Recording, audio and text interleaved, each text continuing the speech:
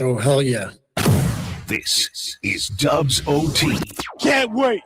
With John Dickinson. Hey, JD, what you up to, sugar? Long time no talk to.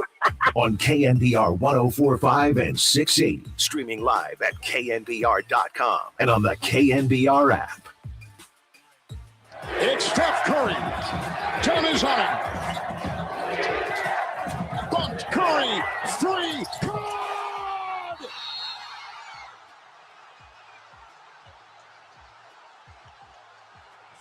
Good!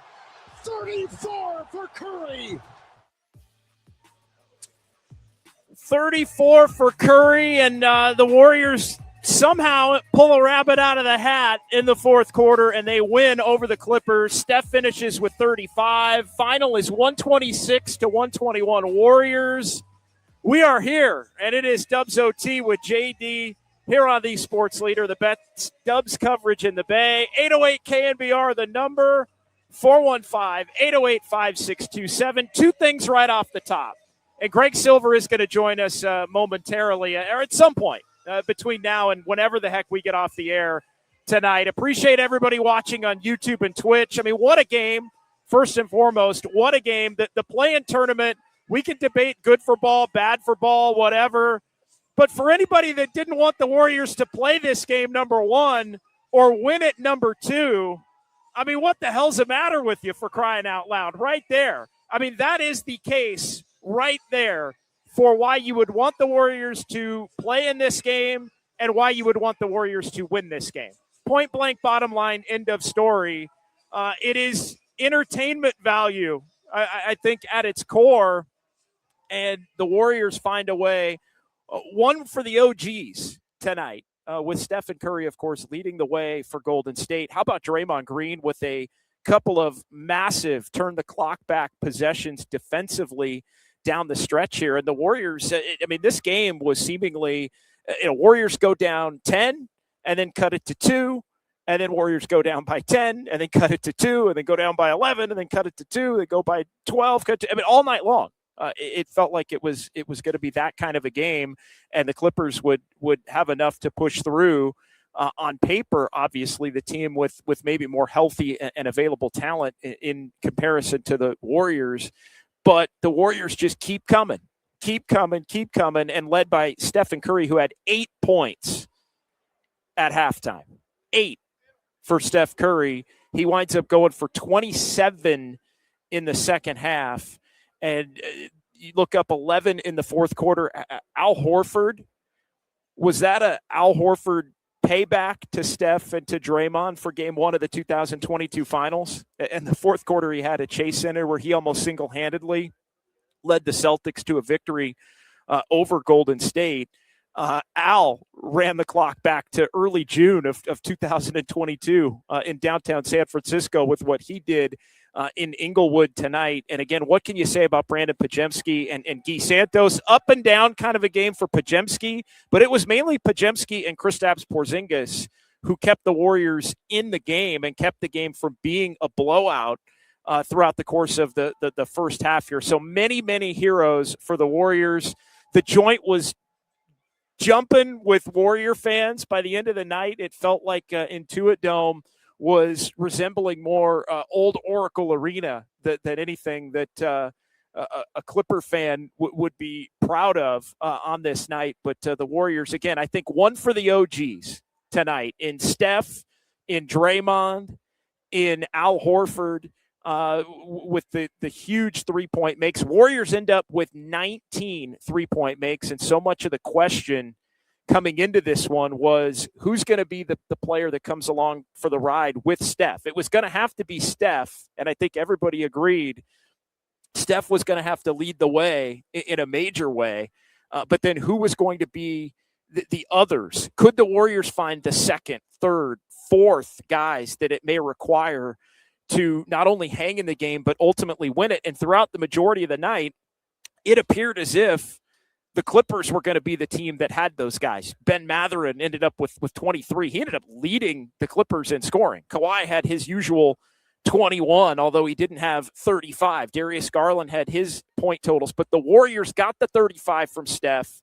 They also got 20 from both Guy Santos and Kristaps Porzingis, and then 17 from Brandon Podziemski and 14 from Al Horford, including the big 4 3-point makes, all there down the stretch. And it wasn't the best Al Horford night. He was a minus 21 going into the fourth quarter. He ended up being a plus 14 in the fourth quarter. And winds up with 12 points, 4 3-point makes for Al Horford, 4 for 4 from 3-point range in the fourth quarter to help the Warriors come back in this one after they trailed by as many as 13 in the quarter.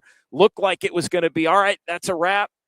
Time to head back home and look into the offseason. And now the Warriors find themselves heading to Phoenix, where the road trip will not end, and they'll take on the Phoenix Suns with a spot in the playoffs coming up on Friday night. So 808 KNBR 415-808-5627.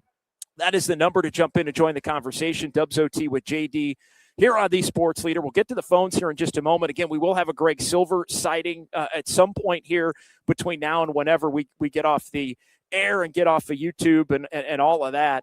And we will get to the best YouTube chat in sports. But this is one of those nights where I think first and foremost, you just have to appreciate. And again, for all of the 27 games that Steph missed over what amounted to almost 2.5 full months, would he come back? Should he come back? Is it even worth it? What's the point? All of those things that were legitimately debated over the course of the time he was out, and especially in the lead up to his return, because of the fact that the Warriors were in such a tough spot because of what their season had turned into with both Steph and Jimmy out. All of those questions were answered today. All of those questions were answered. Tonight is exactly why you come back and you want to see Steph Curry come back and you want to see this team attempt to compete, because they still show, even at the advanced age, even against a 9 seed in the West, when you're the 10 seed and 8 games under 500, that the competition level of the OGs, when Steph feels that moment, he can still bring a team home. When Draymond has to make 2 or 3 defensive plays late in the game with the season on the line, Draymond Green comes through. Al Horford turned back into the guy that helped the Celtics win the championship going back a couple of years ago. Porzingis, best game with Golden State, considering the stakes. And then you know what else you find out? You find out among the young players for this Warriors team, who's really got that dog in them. And we debated about Podziemski all the time, but let me tell you something. Podziemski, love him or hate him or somewhere in between, flawed player, imperfect. Podziemski does have that dog in him. Maybe you wish he wouldn't bark all the time, or bark a little bit less. But Podziemski wants to get out there and compete. Guy Santos 100% has the dog in him. Guy Santos absolutely. We talked about the fact that he's always the first one into the scrum when Draymond's maybe mixing it up with somebody. Guy Santos wanted to play in a meaningful game tonight with Steph and with Draymond and with the other OGs. And guess what? Guy Santos showed that maybe he could be somebody in the future when the stakes are biggest that can come up and make some plays. So 808 KNBR 415-808-5627. We do have Kyle Harr in the Daly City studios here tonight. We got the best YouTube chat in sports. We're firing. We're rolling. I don't know when we're taking the first break tonight. And again, it's okay. It's okay. If you were somebody that wanted the Warriors or were comfortable with the Warriors losing this game, it's all right. We're here for you. We'll see what happens. It's going to be hard to find, I think, a lot left in the tank for what would be there on Friday to ultimately get to Oklahoma City if they win that game. But if this proves to be the end of the line, the Warriors showed something for themselves and to their fans, at least one final memory. And again, it's like I talked about today on the Papa and Silver show with Greg Silver as I was filling in. You may see a moment or a game that even in a non-championship season adds to the lore of Stephen Curry. And guess what? That's exactly what you saw. A game that adds to the lore, that adds to the legend of Wardell Stephen Curry. All right, let's get to the phone lines. 808 KNBR. Reggie and Vallejo is going to get us tipped off here on the phone lines. It's Dubs OT with JD. We got a couple of lines open. The Golden State Lumber and Showroom text line is open as well, as the Warriors set a record tonight for the most threes made in a play-in game with 19. The prior record was 2 years ago when Sacramento hit 18 against the Warriors and knocked them out 2 years ago tomorrow at Golden One Center in Sacramento. Tonight, it's the Warriors who knock out the Clippers down in Inglewood and move on to take on the Phoenix Suns coming up on Friday night. All right, let's get to Reggie. Reggie, what's going on tonight, my man? You're on Dubs OT here on the Sports Leader. What's up, Jay and Kyle? Man, JD, that was one for the sickos. That was won by the unks. That was just that's why I mean that man, Steph is just he's the greatest, man. Like the NBA is a better product with Steph, bro. Like that was just we needed that. As a Dubs fan, we've been up and down this whole season. I don't even know what the hell you want to call this season. The season from hell, I think you guys labeled it. But that is just reminiscent of just like, man, this is what we were known for with Steph Curry and Draymond. And Draymond Green, love him or hate him, he'll get you those defensive stops when you need it most. That I know you caught that obviously that clutch steal on Kawhi, but the out of bounds defense to almost force a 5-second violation, that was just beautiful basketball right there on the defensive end. And you know, Steph Curry, I'm going to just put this out there, Jay. Steph Curry ain't no sucker. He doesn't believe in tanking. He doesn't believe in giving up on the season. If Steph Curry wants to play and he's healthy enough, he's going to play. I don't know what all these other Warriors fans are crying about. Hey, let's get a higher draft pick. Steph doesn't believe in that, y'all. This is still his team. And this is the result you're going to get. You're going to get high-stakes Dubs basketball. That's the best version of basketball you're going to get out there.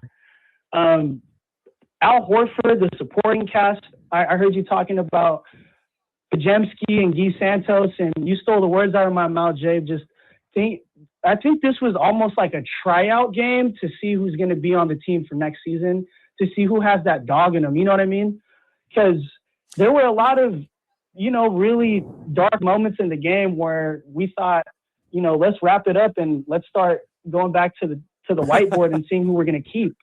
Because, yeah, Brandon Pajemski, I don't know if you noted this. He played 41 minutes tonight. That's a lot of floor time right there for him, and to be in front of different wing players. He always has to guard somebody bigger than him. Go ahead, Jay. You know what I like about it? No, you know what I like about Pajemski tonight? Because it wasn't a perfect game. I thought he played well, but there were moments he had 4 turnovers. There were some tough moments defensively. But you know what? He was the better option down the stretch over DeAnthony Melton, who actually had a pretty poor game overall. And so, you know, Steve went with him. But he really worked himself through some stuff tonight, right? It was like it's hard, I think, when you're a young player, you know, especially somebody that's as confident in his game as Pajemski is, to kind of keep going. And we've seen him get tentative at times, just with his overall game, and I think even back down at times when things maybe don't go well. And I just didn't think he did that tonight. There was a lot of good. There was some bad, right? That I think we're going to have a lot of people coming down his road if the Warriors had ended up losing this game, as to it kind of being, you know, his fault in a couple of different stretches. But he put his head down. He kept competing. And when you look up at the end of the night, the Warriors did need him because he was among the Warriors' best, you know, 6 players basically on the floor tonight. And that meant that he was going to be out there a lot down the stretch. And he helped them. He helped them win this game. Him and Guy and Porzingis and obviously Horford helped Steph, helped Draymond win this game for the Warriors. It's the little things that they do, JD. It's the small little tip outs that Pajemski and Santos do so well. They both just have knacks for the ball, and you need guys like that. You need guys that can get their hand on the ball. And, you know, obviously Gary Payton was known for that role the past few years. He's getting a little older, but it's so nice to see that that's almost reborn in Pajemski and Guy Santos, just having a knack for the ball and always being around and just hustling. But I also wanted to point out something at the end. I think you're in LA right now too, right, JD? I think. Yeah. Yes, sir. Yep. Yeah. On on the telecast on Prime, there was I don't know if anyone caught it, but Draymond and Steve Kerr shared a long hug.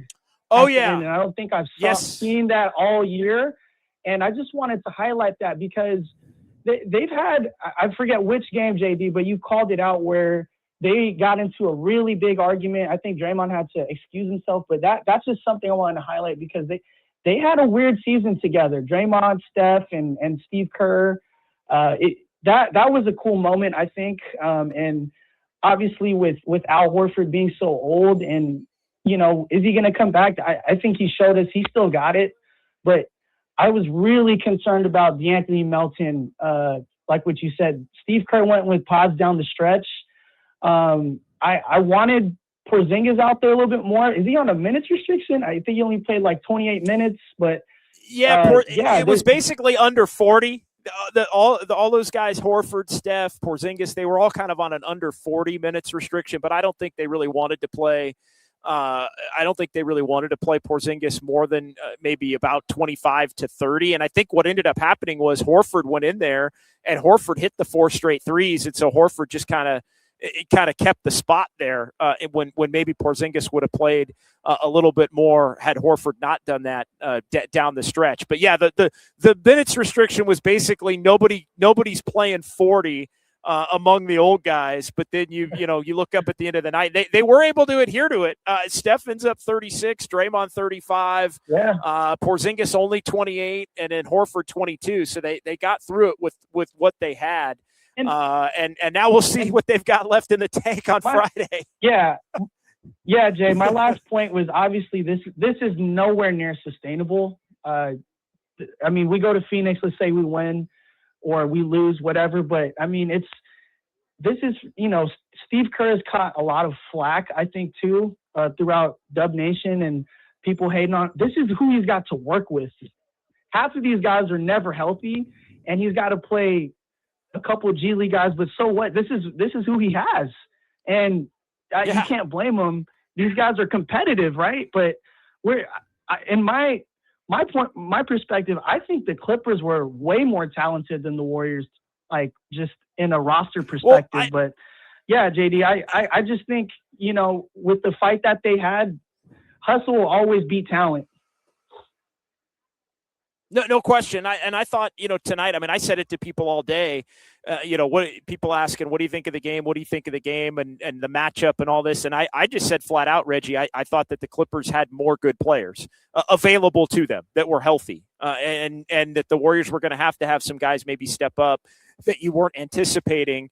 And they got it from a bunch of guys when you look up from Guy to Porzingis to all the guys I mentioned in their own way. I mean, this really was, it was Steph. It was Draymond with the defense down the stretch and all of that.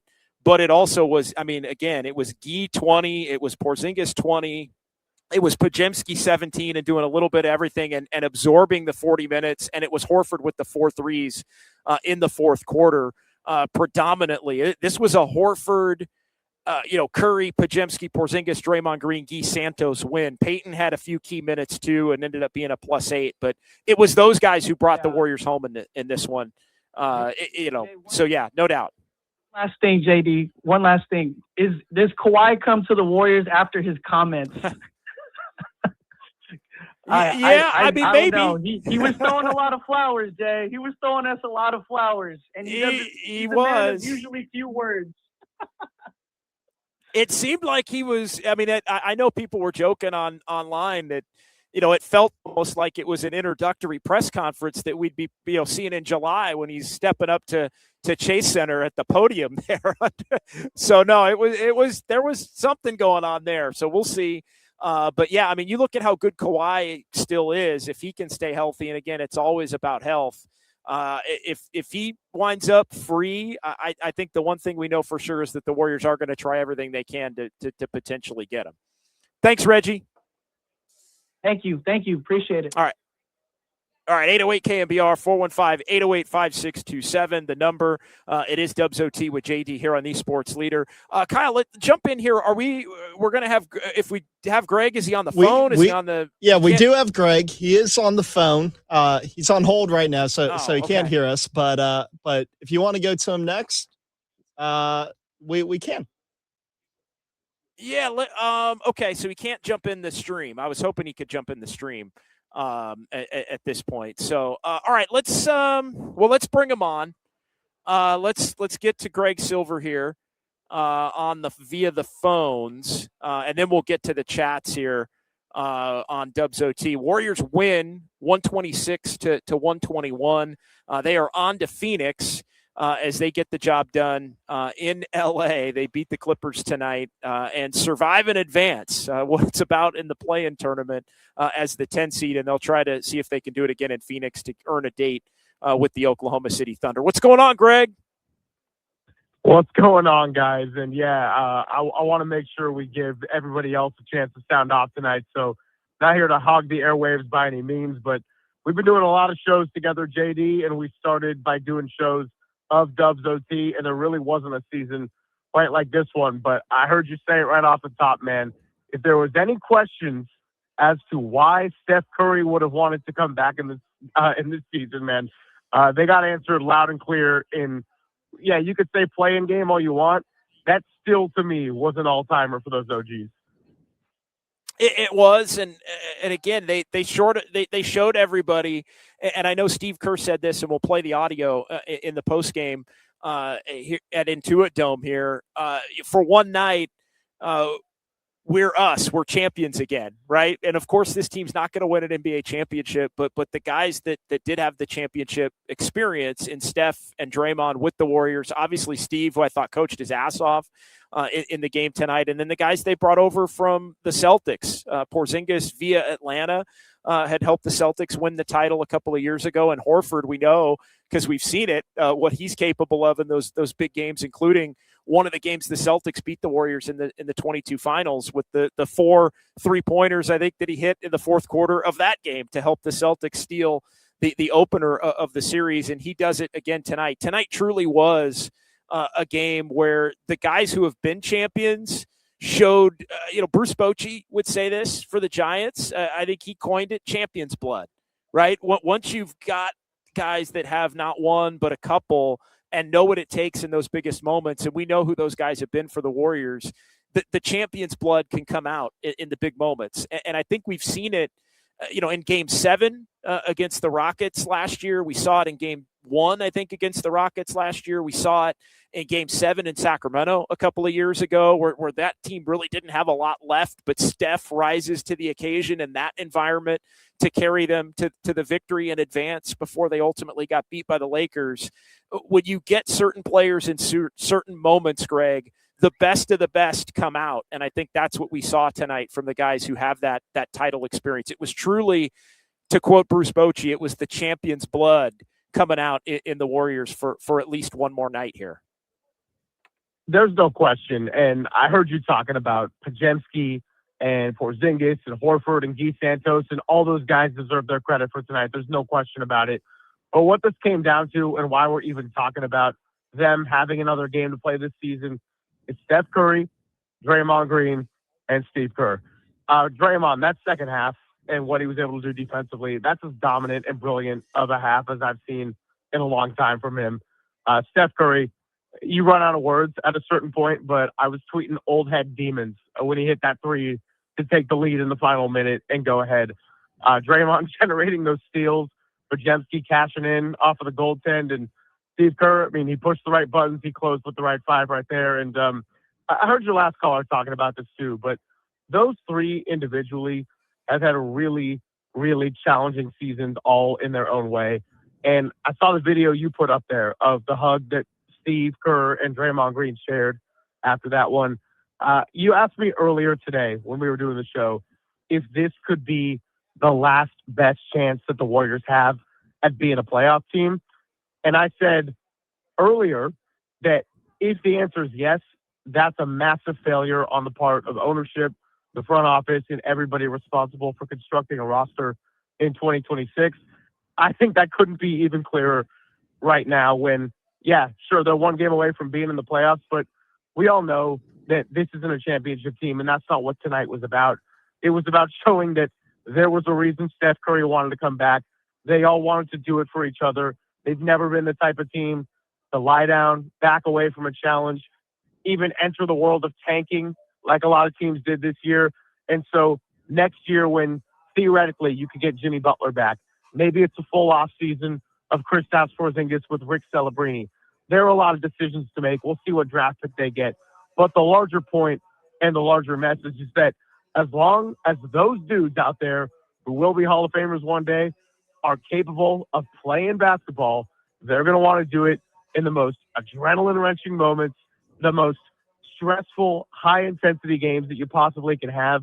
And if there's a window where they have the chance to play, then you're going to go and let them play and set them up to do what they can do tonight, even if the chance feels as slim as anybody from the outside would see it. Internally, there was never, ever a discussion of shutting this operation down.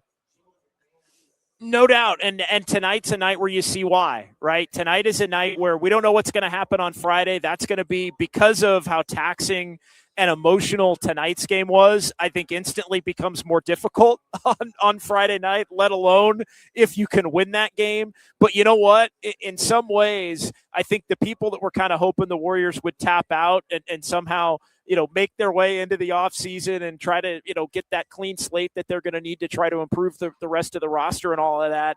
It still may work out that way, but we are all for, better off, I feel like, for having witnessed this moment. And if you're a Warriors fan, having witnessed another one of these moments that add to the lore and the legend of Steph Curry.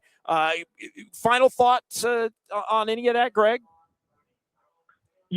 Final thoughts is, number one, have a fantastic show. I want to keep it moving. I want all of you out there who have things to say to continue to say it, because we'll be back at it tomorrow after the conclusion of the final game of Giants-Reds. I can say what has been echoed many, many times, which is cherish every moment you have to watch somebody like Steph Curry play basketball and play meaningful basketball. But you've all probably heard that and seen that. So I'll just close by saying that I feel happy for everybody in this Dubs OT community. I really thought of all of you when the final seconds were ticking off, because JD and Kyle running these shows and all the sound cutters and guys like Overnight Dave helping, it was a long stretch from Jimmy Butler tearing his ACL to the Steph Curry runner's knee, to where we weren't sure exactly what the timeline of the end of the season was going to look like. There were a lot of shows where it looked bleak. It looked borderline unwatchable. We didn't exactly know how to evaluate the team on a night-to-night basis. And the people who kept showing up in the YouTube chat, I really cherish the community that we've built, and I cherish Dubs OT because, we were there to help get this thing off the ground. So I won't intrude and make a space that I have not been super present in for the last couple of months. I won't make this about you're me good. taking all the airwaves, but everybody go and enjoy this one tonight. That's JD, Kyle, Dave, Jordo cutting the sound, everybody else who's chipped in, and best YouTube chat in the entire Bay. I'll talk to you tomorrow around 12:30 with JD, but tomorrow 12:30. And Friday from Phoenix with the full show, just like we did today from Southern California. So we got a busy next few days coming up, and then we'll see where everything ultimately shakes out. Greg, you're the best. Appreciate your thoughts, man, and we'll keep this thing moving and talk to you tomorrow right around 12:30. Absolutely. Go and get some sleep, even though I know that's probably not going to happen. Well, I'm actually going to get more sleep, believe it or not, the way it worked out. But I digress. The people don't care about that. I'm going to get more sleep than I would have the other way, but that's all right. It's only I roll like that, as everybody knows. All right, 808 KNBR, Greg Silver joining us here on the Sports Leader, and we thank him very much. Let's get in some chats, if that's all right, Kyle. I'm gonna give you the reins, and then we're gonna get back to the phones. We also let's go rapid fire through like 5 or 6 chats just to give everybody a little taste. Andis, I don't care if the Warriors get blown out Friday. The last 2 nights, the reasons why you watch basketball, no doubt. 4 really good games. 3 out of the 4 excellent basketball games in the last 4. And I know we've been dogging the NBA for having some pretty poor regular seasons and dogging the competitive spirit of a lot of these teams. But, man, the last couple of nights truly have been good. Good one to get us going in the chat here. Let's roll it. Greatest upset in history from Apollo Crews. Not quite. But maybe the greatest upset of the 2025-26 play-in tournament. I think we can safely say that that's what this is. Anything is possible with Steph Curry on your team from estimated eyes. Yeah, tonight is another one of those absolute 100% for sure examples that anything is possible. And this is also and I know I've said it in a bunch of different ways tonight, but this is also this is what Steph Curry came back for, by the way. Like literally to have an opportunity to steal another team's soul from down 13 midway through the fourth quarter when it looks like a season's going to end. To turn a building in Intuit Dome down in Inglewood that was, pretty lit as far as Clipper games go, with a lot of Clipper fans and the Warrior fans pretty quiet. And then all of a sudden, by the end of the night, there's Warriors chants. I mean, and the Warrior fans are kind of having the last laugh. Like that is why Steph came back. Max Lopez, Draymond, wow, that was one of his better career performances, to be honest. Again, up and down night for Draymond. There were times where he looked a little old. There were times where Kawhi was giving it to him a little bit. But you know what? Down the stretch, Draymond came up with, 3, 4. Everybody, the steal, the forced turnover off the inbounds with the denial. Draymond was playing his ass off down the stretch. And again, you put him in that spot where it's win or lose on 2 or 3 plays in the final 2 minutes, and it feels like Draymond Green always shows the ability to have the potential to come through. John Jay, if we somehow win on Friday and still won at OKC, we're coming up with Still Believe shirts for Game 3. There you go. Still Believe for Game 3. That'd be a nice touch. Maybe I can pass that along to Warriors PR man Raymond Ritter. The idea here from Dubs OT. Still Believe with the 8 seed against the number 1. Bay Area, we're getting spoiled again, is loading. Can you feel it? Sharks progressing. Warriors won't just roll over. Niners on the cuff. We're about to experience the culture of winning again. Appreciate that from M. White Jr., an optimistic view of things that we haven't had a whole heck of a lot lately as it relates to the Dubs. Let's do about 3 or 4 more, and then we'll get back to the phones. Pods getting that big contract, LOL. Yeah, tonight was kind of a statement night for Pods. Again, and it wasn't a perfect night for him either. He had some bad turnovers. He got exposed at times tonight defensively, but you know what? He hung tough. And to go up strong on that breakaway there at the end, earn the goaltend, earn the foul, and won. That we've seen Pods go up kind of soft in some of those situations and get swatted or miss a layup or get caught in between or not be comfortable going up and dribble it out, pass it out to somebody else. Like we've seen Pods, I don't want to say it was a coming of age or a growing up kind of a moment because I don't want to overstate it. But let's be honest, how many times have we seen Pods in that spot go up soft? He didn't go up soft in what was at that point basically a game-clinching moment if he could get the basket and the foul, and it's exactly what it proved to be. All right, 2 more here, and then back to the phones. If we beat Phoenix on Friday, run the table. Play with that house money. I love it. It only takes one to get everybody fired up and back on board. And Steph and Draymond and the OGs, Porzingis and Horford with Pods and Gee, GP2 getting a nod along with Steve Kerr, who coached a hell of a game, winds up allowing for the Warriors to progress here. One more Budacat chiming in. Let's remember Draymond didn't even want to play this game. You've got to believe that even he's pumped now. Yeah, Draymond played pretty well for somebody who had who was ill. I pregame. Did you see the Rachel Nichols note? And it's funny. I was in the locker room a little bit pregame when Draymond walked by, and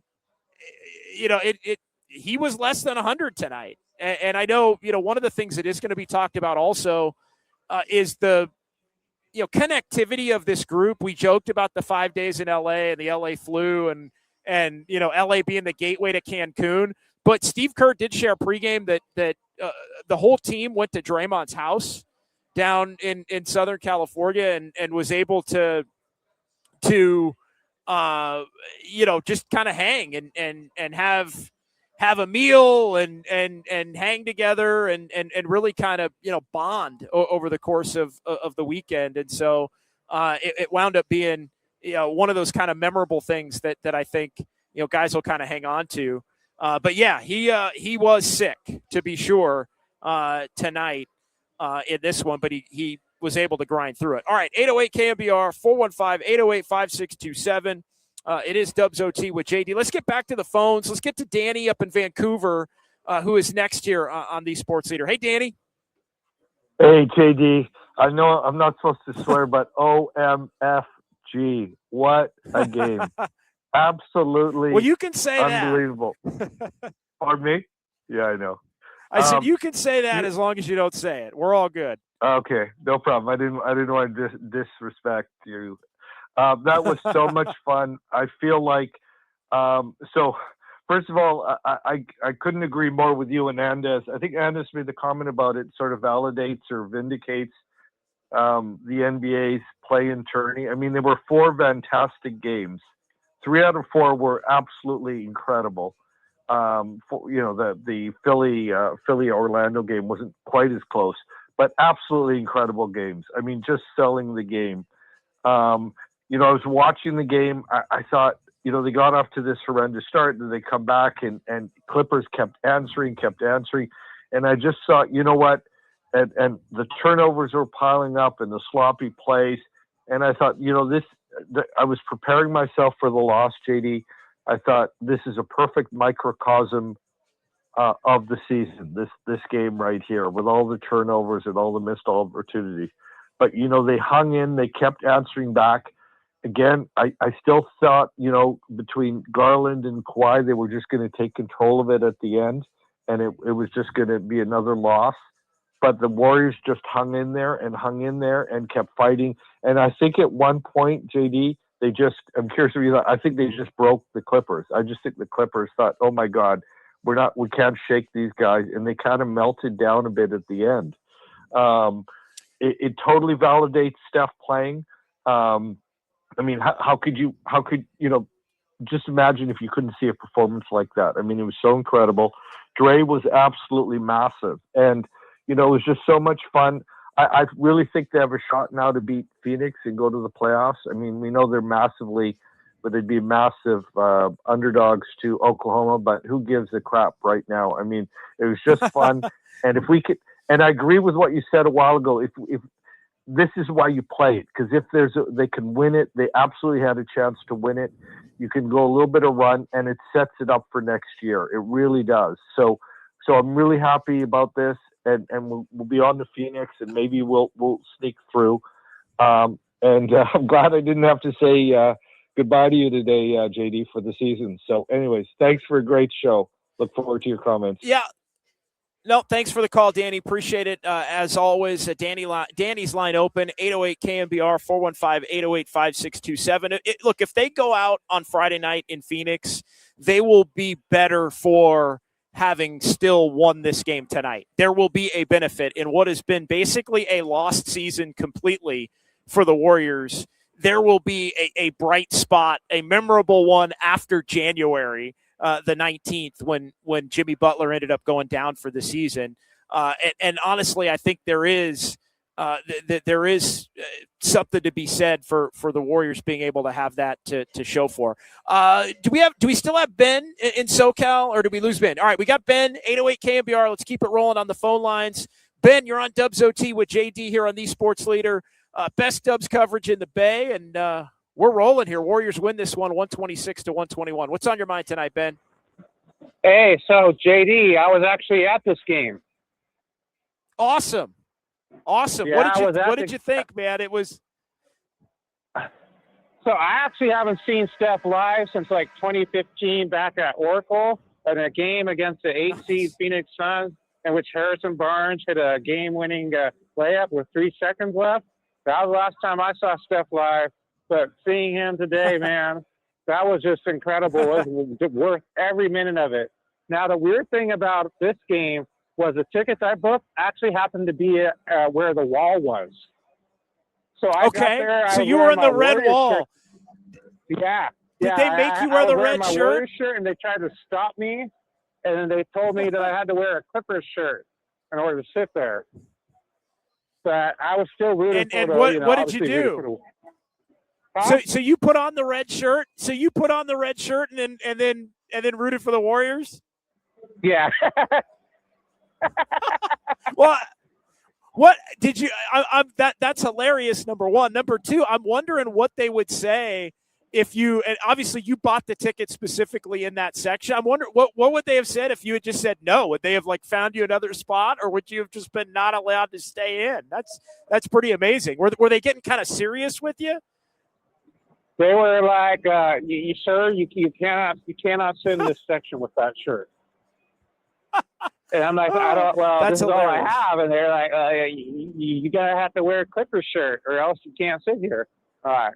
Oh my God! And I found out they had it on the seat, but no. Oh my On God! the seat. That was seeing Steph.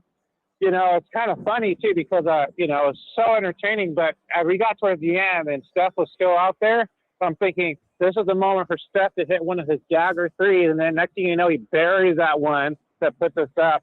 And then Draymond's defense towards the end of that game was just incredible.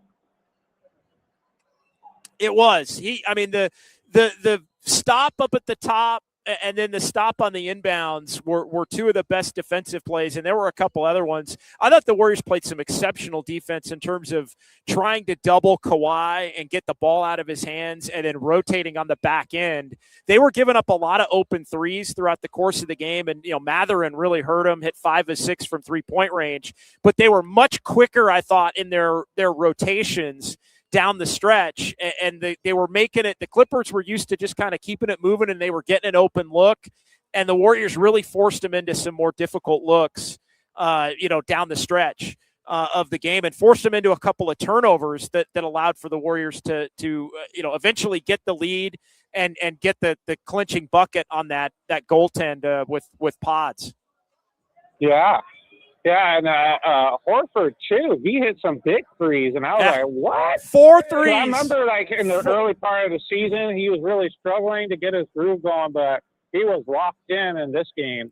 Well, and the other part, there's two things about Horford and Porzingis that I we pointed out some of this throughout the hour here or so that we've been on. But, tonight is the kind of game where when Horford is a part of a big win like that, and the question is, is Horford at 40 years old going to want to come back and opt in when he's somebody that's already accomplished everything, won a title with Boston, doesn't have to necessarily come back, was close to retiring last year, but can also opt in for one more run with the Dubs.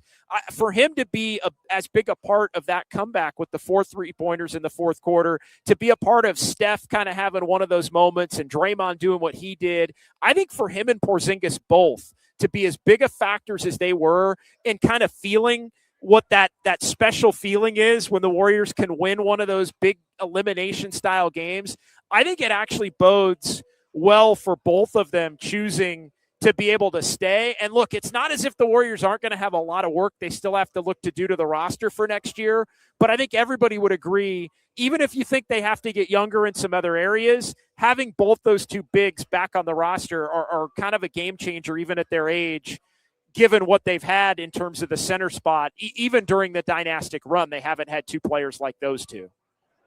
Yeah, and I think just today, for me personally, sometimes I think because we just see Steph all the time, it can, from time to time, we may take him for granted, but I just think, especially seeing him live, I've seen him on TV, but it's even better live.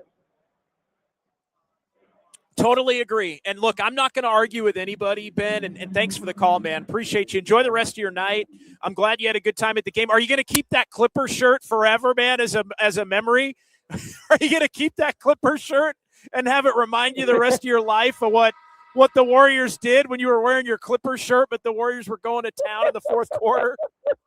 Yeah. I think you should, man. Don't throw that thing in the garbage bin. Keep that thing, man. There's a story behind it. You got to get a box score like sewn into it or something, man. That's unbelievable. Thanks, man. Have a good night, Ben. Appreciate it. Ben's line open, 808 KNBR. That's amazing. Yeah, the wall, you got to wear red, and the red is on the chairs, so it's not like you got to go buy it, Kyle. But, yeah, the red is on all the chairs, and they don't let you sit there. They do all these things, and you gotta be actively cheering for the team. They got people banging on the drum. They had the mom from Modern Family was you ever watch Modern Family? Anybody watch? Yeah. Wait. Sophia the mom, Vergara? No, the other one. No, the other one. The daughter. Right. Yeah. Al Bundy's daughter. No, anyway, I forget. No, Julie Bowen, the actress, Julie Bowen. But yeah, she was like banging on the drum and was like the celebrity Clipper fan trying to get people going. But yeah, the Dunphy mom from not Sophia. I can't. Why am I blanking on what her name was in the show? Anyway, it's. I digress here, but Claire. Well, Claire was the character name of Julie Bowen. Didn't see Billy Crystal. No, I did not see Billy Crystal, but yeah, she was the one that was banging on the drum there and trying to get the Clippers fans in it. But yeah, they don't let you sit there if you're not. But there were a lot of Warrior fans in the joint. We'll definitely say that. Yeah, Dunphy. The character name, Claire Dunphy. Anyway, let's keep it moving. Eric and Milbury next here on Dubs OT. What's going on, Eric? You're on the leader. Hey, how you doing, man? Really good, brother. Oh yeah, good, I got you loud and clear. Pumped about that game. Yeah, just pumped about this game tonight. So many kudos to give out. Obviously, Curry, just incredible, showing why he wanted to come back, and all those naysayers who say he should sit out. What's the point coming back? He's an ultimate competitor, an all-time great, and that's why he wanted to come back and prove it. And regardless of what happens, to me, just showed out, showing why he's an all-time legend and one of the best to ever do it. And Porzingis, I thought was clutch there, because if Porzingis really didn't take over there, that game probably would have been a 20-plus point game there. And then obviously Horford there coming to life there. All the old OGs coming there. And then Draymond, I think the biggest key was Draymond's defense on Kawhi there. Because Kawhi, you thought, would take over the game. When they went up 13 in the fourth quarter there, you're thinking it's going to be his time to take over the game and effectively put the game away. Draymond was so clutch there defensively, and showing why he still, at stretches, can be one of the still elite defenders in the league. He was just outstanding on still one of the top-tier players in the league in Kawhi. So if you're the Clippers, man, just what an utter choke job. You had that game, you're thinking, all right, we got a 13, we're going to put them away. They dominated the Warriors all year, and obviously over the last couple of years, and the Warriors just really took it there, and just incredible to watch, man. Curry just doing what he does. Horford hitting daggers. Draymond's defense. You got Porzingis was stepping up clutch there. So just incredible victory, man. Just what this team does, man. Just when you think they're lifeless and the seasons are going to come to end, they really just pull you back in and show out. Just impressive all around. But so I'm not going to get too up yet, because they still got another tough task. I know they fare well against Phoenix, but you got to go Phoenix. And even though they choked against Portland, that's going to be a tough matchup on Friday night. If the Warriors play their game, I think they can really take it to Phoenix. Obviously, you got to control a Booker and maybe a little Jalen Green, but I love it. If the Warriors play their game, I still think even though they don't have a better record than Phoenix, I still think they should be able to take that game and hopefully get the 8th seed. And I know a lot of people don't have any hope against OKC, but I would still rather see this team in the playoffs than not in the playoffs and just play for a damn draft pick, which, is a 50-50 proposition. So game ball to all of them, man. Just incredible game, victory, incredible night, and hopefully we'll get it done on Friday. Thanks for your time, man. Appreciate it. Thanks for the call. 808 KNBR 415-808-5627. Dubs OT with JD here on the Sports Leader as the Warriors win 126-121. They survive in advance as the 10 seed. They knock out the Clippers. Clippers season is done. All their red shirts and the Dunphy mom from Modern Family, they can all go home as the Warriors find themselves moving on to Phoenix. By the way, I don't know if this was the Warriors calling their own shot or not, but my understanding is the Warriors made the decision that they were not going to fly home tonight. I don't know if that was a psychological thing or not, but the Warriors were, regardless of what happened tonight, they made the decision, we're not flying home this is before the game tonight. Typically, if the season's over, you fly home immediately when the season is over from wherever. But the Warriors treated it as if, no, we're flying on Thursday.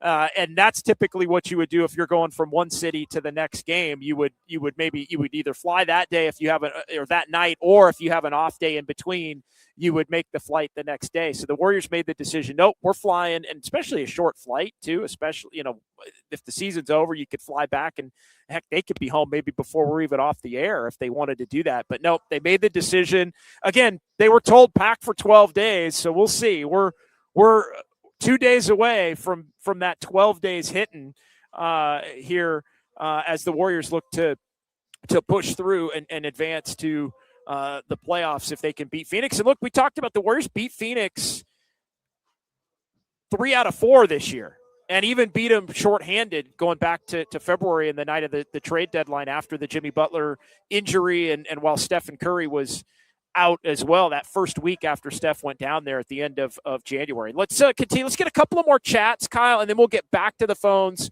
We'll get Jeff and Modesto here in just a second, but let's keep it rolling. Rapid fire. J-Tan, the Intuit Dome crowd was roaring after both Curry splashes. Yes, they were. It honestly, it was an explosion. A lot of the Warrior fans, the game was so odd in that, again, Warriors immediately get down. You're thinking, oh my God, is this going to be like Sacramento 2 years ago where the Warriors basically just get cooked as the 10, night, see you in October. But the Warriors answered every time. They got down 10, then cut it to 2, then got down 10 and cut it to 2. And unfortunately, every time they would cut it to 2, they would get right back to, it would go right back to 10. And it seemed like that was going to be the order of the night as the Warriors ended up down by 13 there in the fourth quarter. But you give them credit for continuing to battle. And the Warrior fans were kind of feeling that energy. And it was a pretty, I would say, excitable Intuit Dome crowd. But when Steph got cooking, and that's where the game really turned, and you thought the Warriors had a legitimate shot, despite the fact that the Clippers were still extending their lead.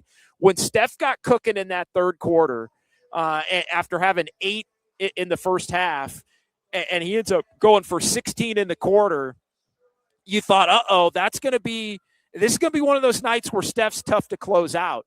And it wound up being exactly the night where Steph was unable to close out. And I thought, we had the caller earlier, Danny in Vancouver had said that he really believed that because the Warriors kept punching back,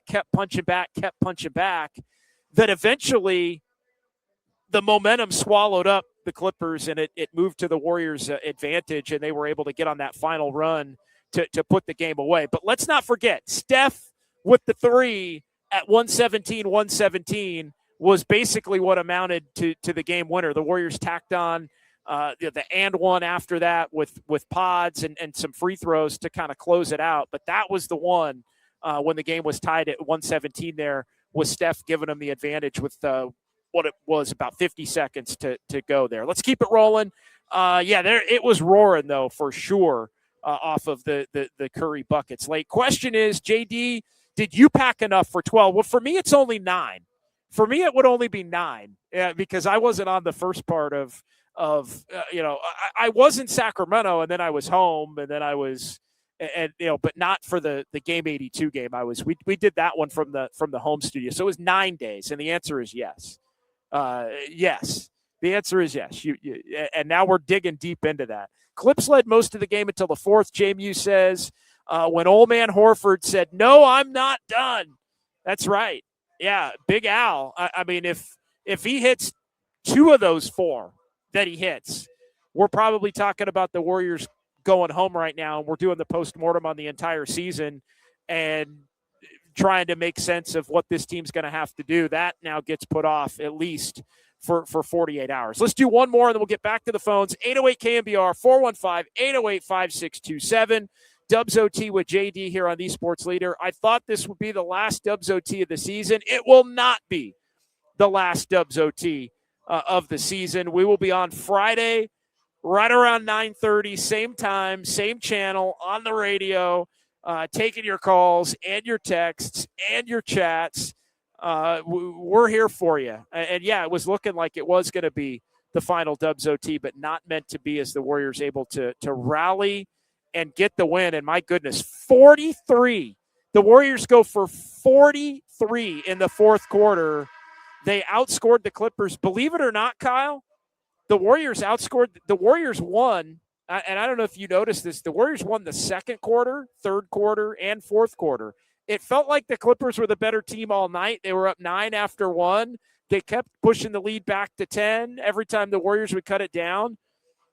But somewhat surprisingly, when you look at the box score at the end of the game, the Warriors actually won the second quarter, third quarter, but the fourth quarter was the big one, 43-32 after a 2-point edge in the third, a 1-point edge for Golden State in the second quarter. Let's get back to the phones. Jeff in Modesto is next here on Dubs OT on the Sports Leader. What's going on tonight, Jeff? Yes, sir. My goodness, that was an incredible victory. I've been following the Warriors since back in the 70s when Al Attles was coaching. I grew up here in Modesto, but I've lived in Europe for many, many years. And just watching that game tonight, I kept thinking the Clippers are looking too strong. And you know what? Steph Curry, he's all over the place. It looks a little chaotic at times, but when he runs off those screens and curls around and just drains those threes, that has to take out the air from the balloons of the Clippers. I'm just amazed at what happened, what I saw tonight on TV. No, it was truly incredible, and you're right. It's the shots that Steph hits, and I thought Horford had a couple too. They're demoralizing. They're demoralizing shots, and they I think give your team more juice to go defend. And I think that's where we've seen the Warriors get on so many of these runs over the years. And sure, the Warriors through a lot of that time had the best team and had the best players, and that makes it a little easier to do, or a little bit more aesthetically pleasing when they get on one of those runs. But the shots that Steph would hit, and even back in the day Clay would hit, they demoralize the opponent, I think, into sometimes taking some bad shots or not wanting to execute fully in running their offense. But it also energizes and juices the defenders, if you're the Warriors, to go out there and get that extra stop or those extra stops that can help you continue the comeback or eventually put the game away. I mean, nobody, I feel like, in NBA history has hit the types of demoralizing shots to the opposition, especially in the other team's building. Because, say what you want, and Steph's had a lot of moments at Oracle and had a lot of moments at Chase, but it feels like the true greatness of Steph often happens on the road and often happens in a lot of these environments where it is an energetic crowd against, that by the end of the night you wind up looking up and it's like, oh my God, these, whether it's the Warrior fans or everybody rooting for the home team that's just got their heads in their hand, like, I can't believe this guy did it to us again, because it kind of felt like that kind of vibe by the time the game was over. Steph Curry does things that, you've never seen anybody ever do, and it's like a daily thing. So I was at the Dallas Mavericks Warriors game at Chase Center Christmas Day. I drive a limousine service, so I had clients over there. Seeing Steph in the stadium live, it is better. One of your former call-ins mentioned that, and he's right. When you see Steph running around, the whole time, he just doesn't quit. And then I got to say, Draymond Green playing that defense towards the end there, that really sealed it. And then Pod, he kept driving, but Horford wasn't going to go down. And I thought Kristaps Porzingis really, contributed as well. And I thought everybody did something to win this game tonight. Absolutely. Thanks for the call. Really appreciate it. Ben chiming in down in yep. Have a good night, Jeff. I'm sorry. Yeah, Ben was in SoCal in his red Clippers shirt. Jeff and Modesto calling in here, and we appreciate both of them here on Dubs OT. All right, let's get to the chat. About 3 minutes of chats here. I thought this would be the last Dubs OT of the season. That from Zerkerex. No, not going to be. As we mentioned, let's get as many as we can get up until about 55. JD can buy underwear when the Warriors go to OKC. That's right. If I need to buy some new underwear, we can buy some new underwear. We can throw the other ones out of the suitcase if need be. We can do whatever we need to do. We're going to do whatever we need to do if the Warriors win one more game on Friday night in Phoenix. Thanks, Andis. Appreciate that. Let's roll through. JAMU 22. Every time Steph fell down, I gasped. Oh, my God, no. Yeah, that was – I think you were not alone. You were not alone, JAMU. That was he took some awkward falls. He was really getting thrown on a lot of his drives tonight as well. The Clippers were, as we knew they would be, extremely physical.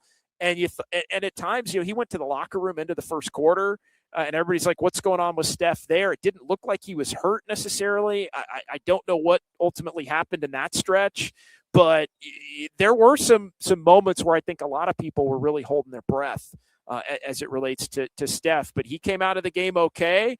And we'll see now as it carries to Friday. Gisak, yo, I'm hyped for this next game. Don't sleep, y'all. Get your popcorn ready. The chef is about to cook again. He looking fresh, bouncy, good flow. That boy's scary. Gisak fired up, and we love to see it here on the Sports Leader. All right, let's take that time out. 808 KNBR, an hour here, commercial free, to get things rolling on Dubs OT on a Wednesday. We're not going anywhere. We're coming back. More in the chat. We will get our sounds at Dubs OT as the Warriors miraculously come back in LA. They beat the Clippers 126-121. Huge fourth quarter. A game that adds to the legend of Steph and Curry, to be sure. We're here. We're talking about it. Nobody moves the needle like the Dubs when the Dubs are cooking. Tonight, truly one for the OGs, and we're here on the Sports Leader.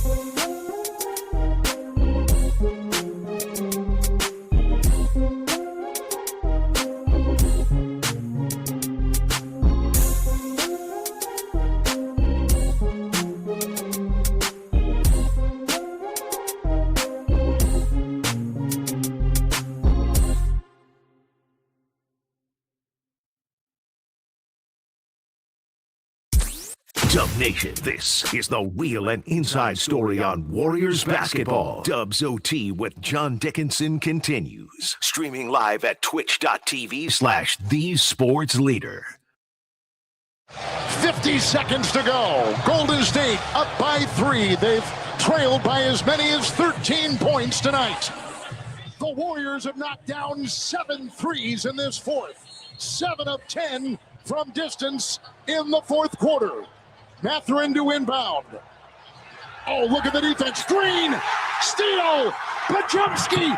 Oh, he can't get it at the doorstep. And a foul.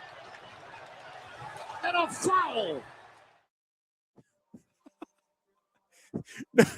Nobody like Kevin Harlan on Amazon Prime. And a foul. What a win for the War. We might have to add that to one of our montages here. Warriors win 126-121. They rally from 13 down in the fourth to earn themselves a spot in another elimination game 2 nights from tonight. This one will be in the Valley of the Sun as the Warriors advance with a shot to take on Oklahoma City if they can pull off another upset. 808 KNBR, 415-808-5627. Dubs OT with JD here on the Sports Leader. The best YouTube chat in sports is cooking.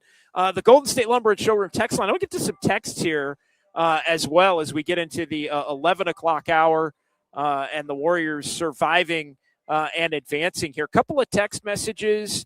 Let's see. 530 chiming in here, Kyle. Guy has become what we wanted from Kuminga. 20 points a night, rebounding, playing D, understands how to play with Dre and Steph. Wow, that's a good point. And that's one that has been mentioned at different times. During this stretch where Steph and Jimmy were both out, but that's been the difference between Kuminga, who could get his when guys were out, but it, one, wouldn't necessarily lead to winning, and two, would almost never be an indicator that he could transition his game back into being able to play with the guys who matter when those guys are out there. Guy Santos has actually been able to do both. Guy has been able to get numbers when guys are out and have it not necessarily lead to winning, obviously, because a bunch of guys are out, but he can get the numbers in the context of winning when the rest of the guys play. He is more of a connector. How about Guy? By the way, Kyle, how about Guy getting in his bag again at the top of the key with the behind the back dribble and then the step through up and under, like the footwork on that. I mean, he looked like Akeem Olajuwon or something with the footwork, man. That was Guy almost once a night gets in his bag and makes me kind of shake my head and go, I did not know you had that in the bag, Guy. Like, he reaches deep in the bag and I'm like, what are you going to pull out as he starts to go to work? And he pulls something out that is like, you remember when Shaq called Tim Duncan the big fundamental? It's all like fundamental, man. It's all like footwork and kind of slow and deliberate. But my goodness, and I think maybe the defender doesn't expect what's coming is coming. And then it's like all of a sudden you look up and he's laying the ball in the basket. Guy was on one to be sure, and I think that's a good call. He has kind of turned into maybe what we would have thought that Jonathan Kuminga could have been. 650, damn, I think Warriors are going to beat the Suns. 916, let's go Warriors. That from CHP Joe. We appreciate it. 408, Warriors will win both play-in games and lose in 5 against OKC. Watch and learn, fellas. 510 also saying, don't you still believe, if there's going to be a slogan, if the Warriors can get past Phoenix on Friday night, use always believed. What do you think? Still believe or always believed if we're making the T-shirts for Chase Center in Game 3 when the Warriors take on the Thunder? I think we can hold off on that. Until we see if the Warriors can survive Friday night or wind up in on their way basically right back home. Not the pack for 12, but it winds up being the like pack for 7 or pack for 8 or whatever it ultimately winds up being there. Let's get back to the chat. 808 KNBR, if you want to jump in on the phone lines, we've had a lot of really good calls here to get things going on this Wednesday night. Warriors win it 126-121 to advance in the play-in tournament. Andis Brown, just as many dumb things said by media and fans critical of the NBA last couple years. NBA is unwatchable, terrible, dying sport and league. No one is watching, bad product. Give me a break. I think the only thing I will say to that, Andis, is there needs to be more games that are like tonight and like the last 2 nights in the regular season. I'm not saying it's got to be every single night, but there have got to be more games that elicit that juice. I mean, seriously, how many games this year? And the Warriors might be a bad example because of all the injuries, but how many games this year did the Warriors, play where you thought, 5, 6, 3? Like, how many games this year did you have that feeling, even the regular season more muted feeling of what you felt tonight? And whatever that number is, I feel like going back through the decades, if you're old enough to do it, I feel like going back then, there were just more. It wasn't even half the time, but it was probably closer to maybe like 20, 25 out of 80 games felt for the regular season, kind of like tonight. And I'm not even saying it has to be 25. But it has to be more than like 3 to 5. And I think that's where in lies the discussion point as it relates to that. Let's keep it going here in the chat. Drew Down, Steph is not losing to Dylan Brooks. Well, now it opens a whole nother can of worms, right? You've got the Warriors who fought to get through tonight, and Steph and Draymond are going to be juiced by that. They're going to be juiced by that. Like, how does Draymond find another game in the tank to help lead this team to another win? Well, going up against Dylan Brooks in an opportunity to eliminate Dylan Brooks again, by the way, which the Warriors have done a couple of other instances. Game 7 a year ago, 2022. Like, the Warriors this could be the third time the Warriors eliminate Dylan Brooks with 3 different teams. That's kind of the opposite of LeBron winning a title with 3 different teams, or Kawhi trying to win a title with 3 different teams. Like, it's the opposite of that. And again, the Warrior, Jalen Green too for Diggum last year. Those guys on the Rockets, man, that is, the Warriors are going to have juice to face that squad. They had juice to face that squad in February when Jimmy and Steph weren't playing and still beat them. Although Book was out in that game, in fairness. Let's keep it moving. 808 KMBR. Let's roll through some more chats. Don't underestimate the heart of a champion. Damn, they didn't flinch all night. They kept punching. Every time it looked like they were going to break and the game was going to turn into a blowout and maybe they were going to be going home a la Sacramento, they fought back.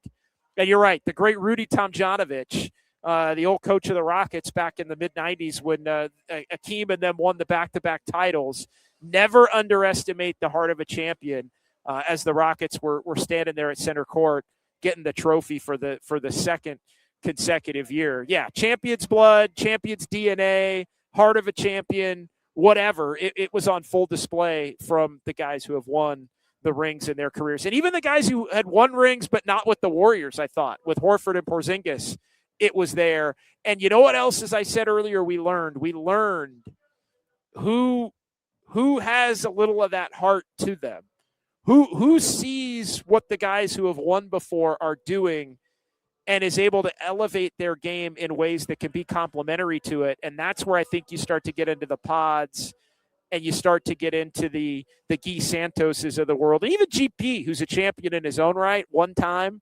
GP too rises in a lot of these games that are the biggest of the big. And I think that's why the Warriors do like having GP around. It's not just for the vibes. And you're right, Fozzie. KP and Horford, championship DNA for both of them, even though it's not with the Dubs. Horford was great after a slow start. Steph had the team fired up. The third quarter was when I thought we might see something special, because how many times before do you see Steph go off like that in a quarter and not end up getting the last laugh? It feels like when Steph does that, I mean, anecdotally, more often than not, he winds up getting the last laugh in a major way. John, I couldn't scream too loud because of the neighbors. This from Skills. But you better believe I quiet screened about 6 times in those final minutes. The old guys got it done by Clippers. Oh, yeah, that's right. The Warriors eliminated the Clippers, which is something that always feels good, although I'm trying to think. Oh, yeah, 2019, the Warriors eliminated the Clippers. I would say they didn't play a lot in the playoffs. The one year they missed each other. The Clippers knocked them out in 14, the last game of Mark Jackson as the coach before Steve Kerr. And then they missed each other in 15 because the Clippers choked against the Rockets. And then the Warriors put the Rockets out during the conference finals of that season. So they should have met back-to-back years.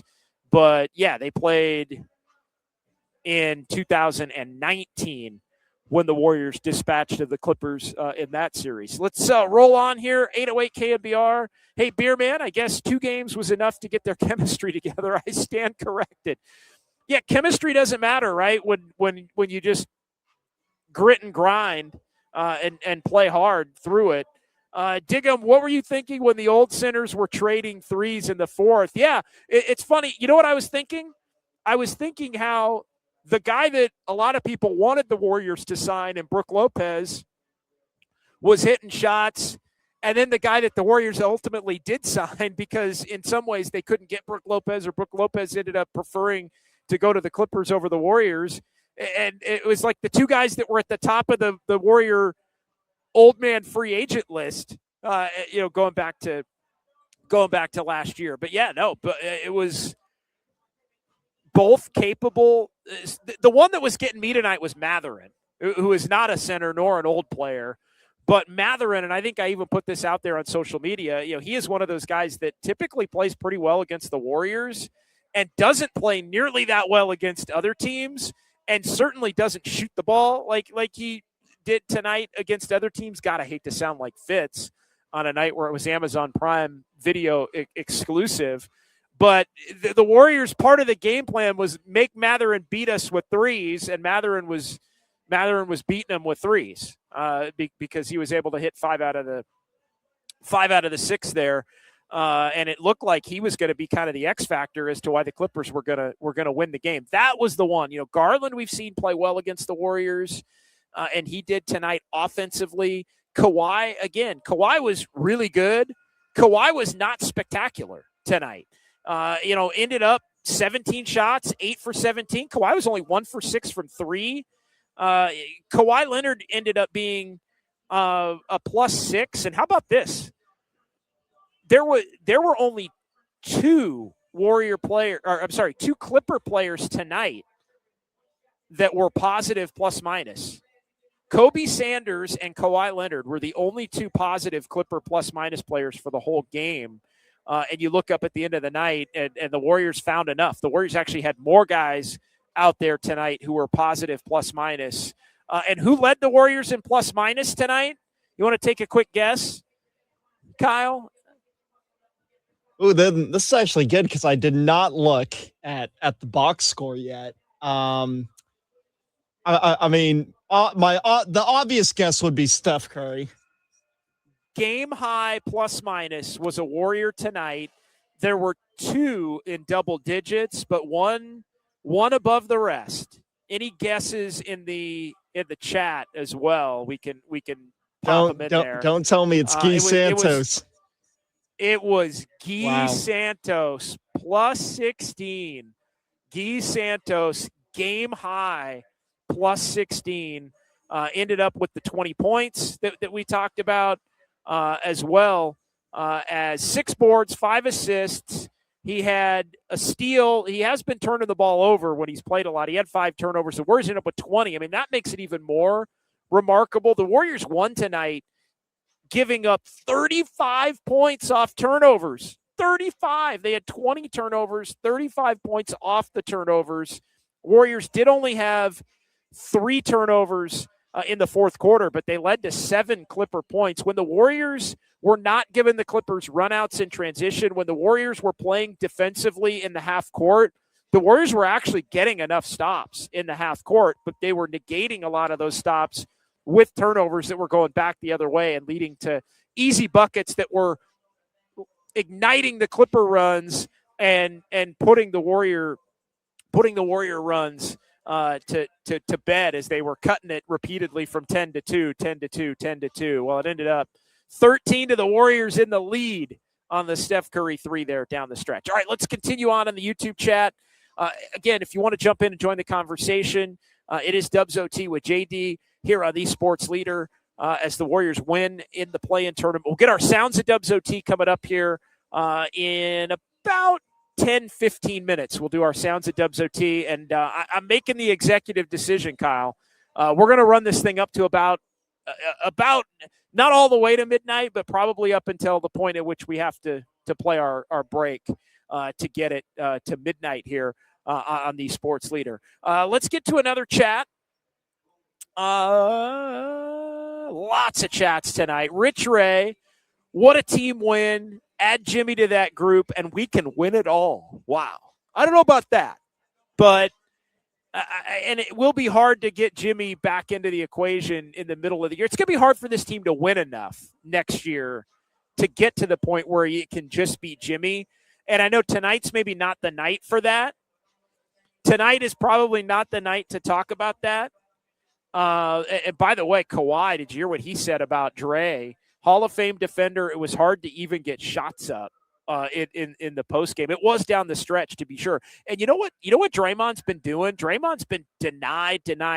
When he's getting put out on a lot of these wings, he's really sold out to try to deny the catch and not let it even get to a point where you're basically playing one-on-one and the guy's got the ball in front of you. You try to do the work, and a lot of the times you try to do that in the post, right? Deny. Don't let somebody get the ball where they can kind of go to work on you. Deny position. But yeah, it was a brutally honest J-Tan Kawhi Leonard. I like Kawhi Leonard's honesty. Hopefully, JD can play that clip. Yeah, we're gonna try to play that clip from Kawhi. It's been kind of circulating around. I did see it during the last break, so we'll try to add that to our Sounds at Dubs OT here as we roll toward 11:30 and roll toward tomorrow. Draymond Green, you are a Hall of Famer, writes Fozzie. I don't think that's ever been in doubt. But again, nights like tonight, we'll see what happens if he ends up on the all-defensive team for the 10th time, because the list of guys that Draymond would be in that company with if he makes the all-defensive team, it's a pretty incredible list. And it tells you that you're a Hall of Famer no matter what with that list. Absolutely. Let's keep it going here. From Fozzie, we get to Booker Barnett. Dre clutched up on D after tweaking the back of his knee. I just can't say enough the level at which he played down the stretch defensively. Again, going up against Kawhi, when you know the Clippers are going to try to go to Kawhi, and to salvage. I mean, you think about it. When the Clippers win down the stretch, often what does it look like? It's Kawhi, isolation, top of the key or on the wing, and he's trying to get to that midi. He's trying to set himself up for that midi, and he's become one of the great mid-range shooters in the NBA here over the course of the last 4 or 5 years, and already kind of had it in the bag even during the end of his time, starting to get it with San Antonio, and then before he went to Toronto and helped the Raptors win the title there in 2019. So Kawhi's got it in the bag, and when you know what he's trying to get to, I do think it becomes an issue where, he wants to get to that elbow, and Draymond knows he wants to get to that elbow. And so you try to deny. And yes, Andis, the writers did already turn in, I believe, regular season only for the votes for all defensive team. All of those regular season awards, so the votes would have been submitted, I believe. I'm not sure with the play-in tournament if they get more time, but I think those votes had to be submitted before the first game on Tuesday to be able to be validated properly through the 82 game season. Oh, sorry, Kyle, I accidentally double-clicked there. What was the other one? Taking Melton out and putting Pods in the second half in the fourth quarter was a good move by Kerr. Melton wasn't very good. Yeah, somebody also asked on the Golden State Lumber and Showroom text line, what's going on with Melton? JD, what's going on with Melton? 707. His game has been tanking for several weeks. Dubs are going to need him if they want to make more noise, and we'll see. The unction came through tonight. That from Jay in the 707. Yeah, the unction was definitely there. 209 writing, Dubs found their playoff swag and starting to kick ass. And then the 925. Tonight showed why players save it for the playoffs and don't take the regular season seriously. I think that's a fair point. But again, if you take it so unseriously that you find yourself as the 10 seed in the play-in tournament, then you got a problem on that account as well. No question. But yeah, I think Melton, and we'll see. I know a lot of people have said Melton's asking prices may be coming down. Again, I think it's going to be interesting. We've thrown it out there at different times. Can you only maybe have Porzingis or Melton? Who would you choose? I think because the Warriors have other guards, they probably would choose to keep Porzingis over Melton and look to maybe add somebody else that would be willing to come in and take the minimum, especially if you have to free up the non-taxpayer mid-level. And we had Tim Kawakabe of the SF Standard on with the Papa and Silver show today. I'm filling in for Papa. And, he made the point that, if the Warriors are going to get a Kawhi or somebody like that, it's probably going to have to be that full mid-level that they would be willing to offer in terms of adding somebody. And if you do that, then obviously Melton finds himself going to another team. But yeah, his finishing hasn't been there. I wonder if maybe some of the ramp up in terms of minutes has been part of the problem for Melton, playing more in the back-to-backs. I also wonder if part of the problem for Melton has been maybe being asked to do more as time went on. I feel like his decline coincided with the end of Steph not being around and sort of that drag of when things really got bad there toward the final couple of weeks of March before Steph came back. And the losses in Utah and Chicago and Melton really being asked to do more and more and more. And I think, Melton is a complementary player. He's a glue player. He's a connector.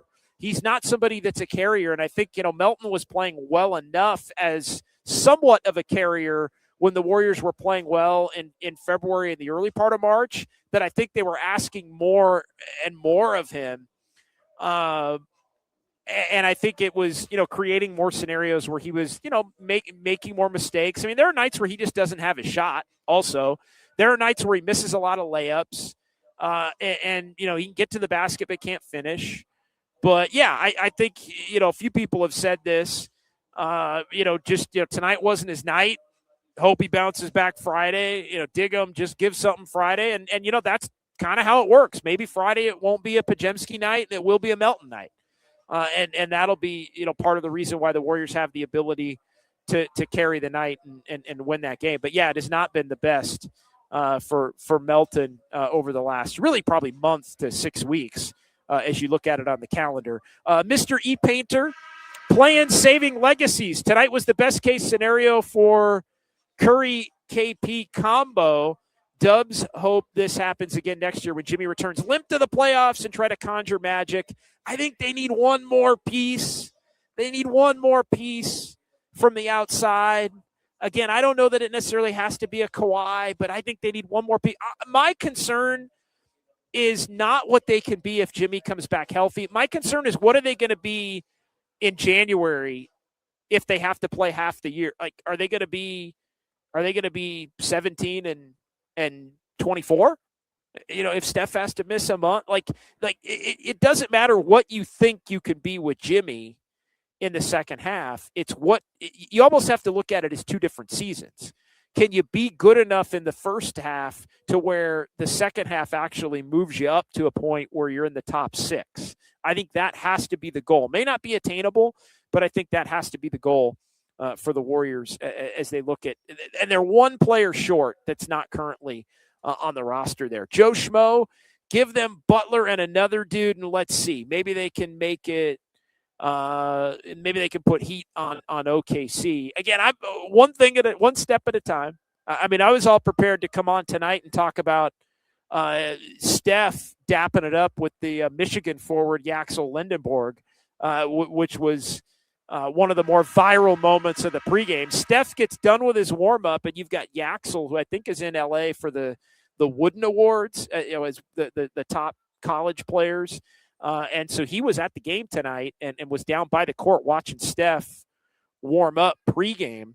And then Steph came over and dapped him up and gave him a hug and shook hands with his some of the people that were with him there as he was watching the warm up. And I got to tell you, I didn't get a good enough video of it to post it, but I sent it to Kyle. And man, there was a definite future teammate vibe to Steph and Yaxel.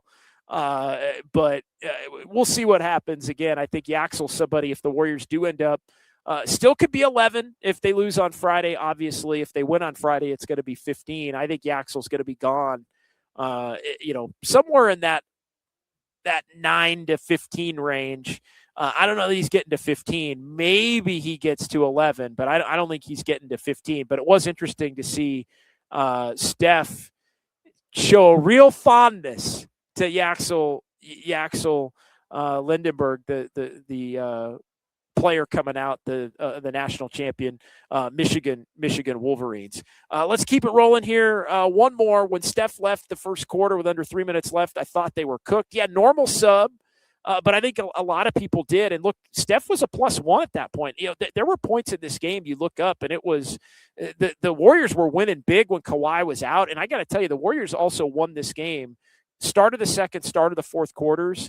I think the Warriors were a +6 at the start of the fourth quarter. I think they were a +11. Maybe it was +10 at the start of the second quarter. They won this game in the time. For as much as we thought it was going to be about the time Steph's not on the court and could the Warriors survive that, it wound up being about the time Kawhi was not on the court, and the Clippers actually couldn't survive that, and the Warriors made a push. They were, I want to say, a +15 or 16 for the game in the time that Kawhi ended up sitting out. And I'm looking at Kawhi right now. It ended up, I guess, +11 for the game. The Warriors were +11 when Kawhi was out of the game. He ended up +6 for the game. They lost by 5. So -11 were the Clippers when Kawhi was not in the game. So the Warriors won those minutes. And then you look up and the Warriors with Steph out of the game, they were only a -4. So the Warriors did not have the non-Steph minutes kill them, and they actually made hay in the minutes where Kawhi wasn't on the court, and the Warriors won the stretch where both of them were out of the game in that second quarter by about 10, and that proved to be the difference, I think, for Golden State as well. All right, let's take the timeout. 808 KNBR, 415-808-5627. We'll come back. We'll get our sounds of Dubs OT. We'll get our final installment of Kyle's Clicks, and we will roll this thing all the way up until midnight as the Warriors win in L.A. They get the job done against the Clippers. They win it 126-121. It's the best Dubs coverage in the Bay. It's Dubs OT with JD right here on the Sports Leader.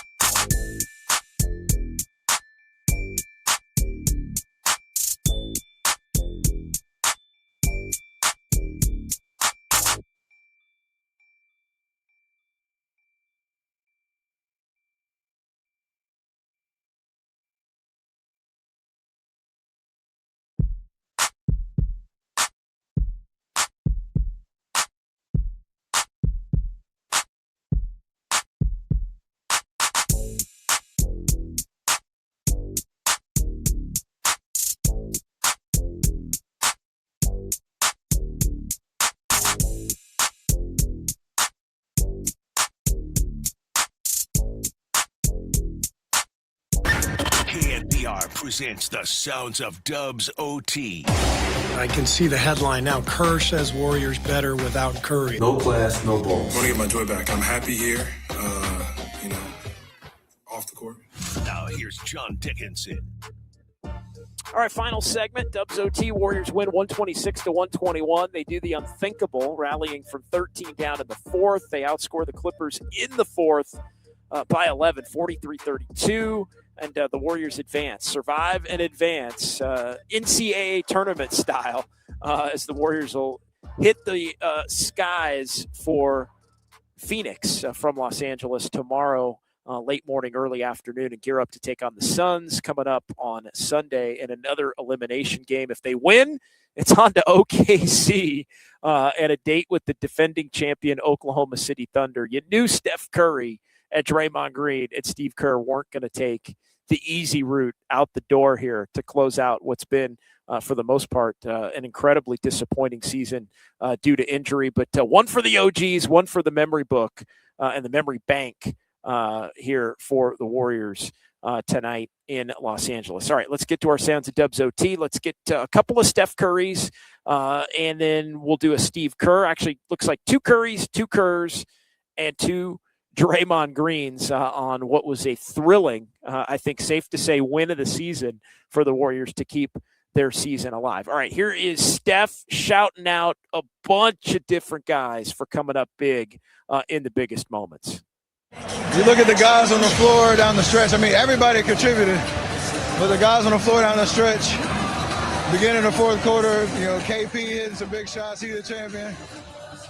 Gee and BP, Gary, they all have shown what they can do over the course of the regular season. And when the lights are bright, they showed up. Al Horford, that man's been hurt in and out of the lineup all year, grinding. But when it's winning time, that's what champions do. And I don't know what to say about Draymond. Yeah, I mean, Draymond just out of this world, but it's all the guys we've been shouting out all night long. I mean, it's Gee, it's Gary, it's Pajemski, it's Al with 4 threes in the fourth quarter. And yeah, Draymond out of this world defensively.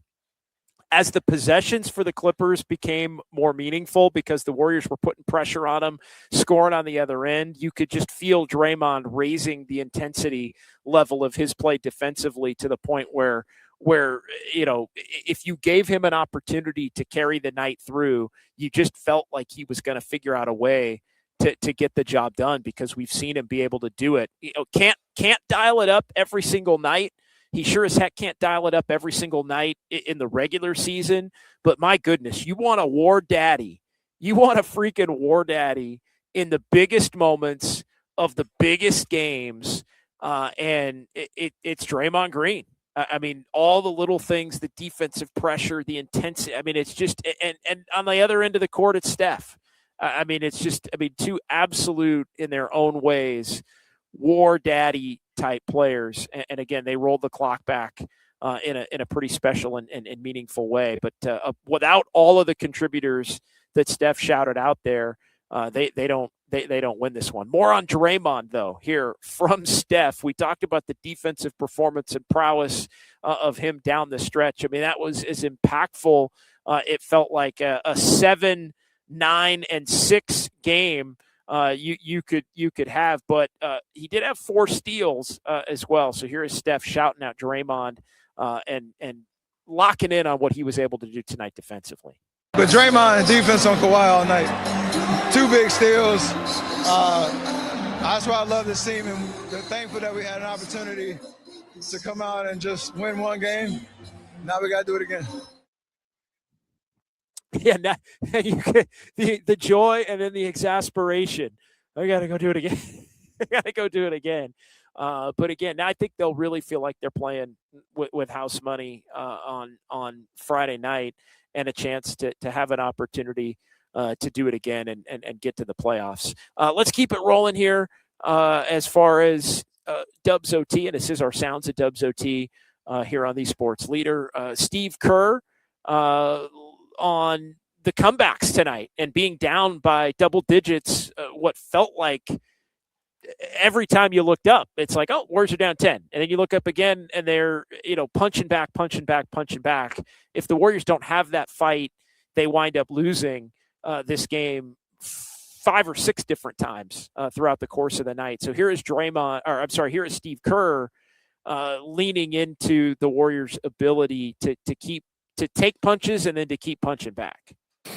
I more than anything, I'm just so proud of the guy. We must have been down double figures 5, 6 separate times, and we came back every single time we made a run. It was such an incredible display of guts and competitiveness and connection. And obviously, Steph and Dre kind of took over down the stretch. Dre's defense, he's the best defender I've ever seen in my life. It's just insane what he does out there. The job he did on Kawhi. I thought our coaches did a really good job with the game plan to blitz Kawhi and try to put a crowd around him. And so the preparation was good and the players really followed through. And for one night, we're us. We're champions again, and I know that may sound crazy to everybody out there. It's a play-in game. I don't care. It's just absolutely beautiful to watch. Yeah, they dialed it up. They made everybody, at least for the moments in which they were fighting back and down the stretch of the game. It felt like one of the game 7s. It's not. It doesn't count for the same. There's going to be no ring. There's going to be no trophy for this year. I think everybody could acknowledge it. But again, when you get back to the main theme of the show here, and it's been the theme of the last 2 months, it's what for who for what, right? It's the old Ricky Waters quote that we joke about, the old running back for the Niners and the Eagles back in the day. For who for what are we doing this for? And tonight was the answer to the question as to why Steph wanted to come back and why it mattered. It's the chance to witness and talk about something special, something memorable. It goes to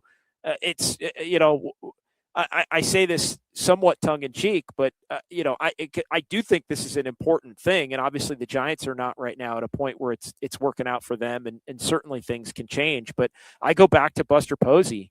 It's a memory making business with the teams that you root for. And, tonight is a memory, whether you were in the building at Intuit Dome or you were watching at home on Amazon Prime, or you went to your favorite local bar to have a couple of drinks, or you were in the studio, no matter what it is, you find, you find a way to do it, and you saw something that you're going to remember. You saw something like, we're going to talk a year from now. We're going to talk. Oh man, remember that game 5 years from now? Man, remember Steph in the play? Remember that night they knocked the Clippers out? You won't even remember, I think, in 10 years or 15, how bad the Warriors actually were in terms of their overall record. It'll just be, oh my God, that one play-in game was unbelievable. And the Warriors were able to find a way to win. And it was Steph and it was Draymond. And it was, we have to talk about when did the dynasty really end and all of that. And, when did it end? I mean, maybe we look back and it ended in 2023. Maybe we look back and say it ended in 2023, but there were still these other moments that, kept everybody locked in and connected in 25, game 7, in this game tonight. Maybe something happens here memorable on Friday night, or if they wind up playing in Oklahoma City. Just because they don't win the series doesn't mean that there won't be memorable moments to be witnessed in that series overall. All right, that's Steve Kerr. Let's hear the other Steve Kerr. We got another one here. We played only the first one, right, Kyle? I just want to make sure I'm right on the sheet here.